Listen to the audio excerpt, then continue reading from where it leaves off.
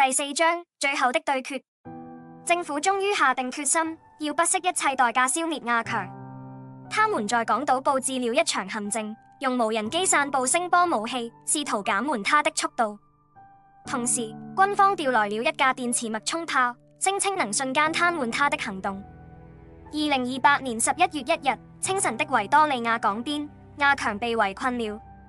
他站在海旁，面對數百名全副武裝的士兵和無數瞄準他的武器。他的風衣被風吹得獵獵作響，臉上卻毫無懼色。放下武器，投降吧！指揮官通過擴音器喊道：你已經無路可逃。亞強笑了笑，低聲說：我從來沒想過逃，我只是想讓這座城市乾淨一點。話音未落，他衝了出去。聲波武器發出刺耳的噪音，讓他的速度稍稍減緩，但依然快得驚人。他一拳擊碎一輛裝甲車，又一拳將指揮官打飛。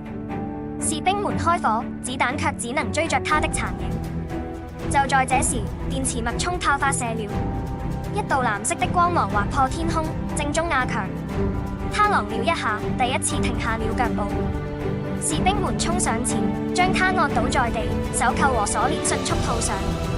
抓住了！指揮官喘着氣說。但就在這一刻，亞強抬起頭，眼中閃過一抹光芒。他低吼一聲，身體爆發出驚人的力量，鎖鏈串串斷裂。他站起身，一拳砸向地面，10噸的力量引發了一場小規模地震，士兵們被震飛，海水掀起巨浪。尾聲那一戰後，亞強消失了。有人說他死在了爆炸中，有人說他隱匿於人群，等待下一次不公的出現。政府宣稱勝利，但市民卻在暗中流傳他的傳說。街頭的塗鴉多了一句話：光速易逝，永不熄滅。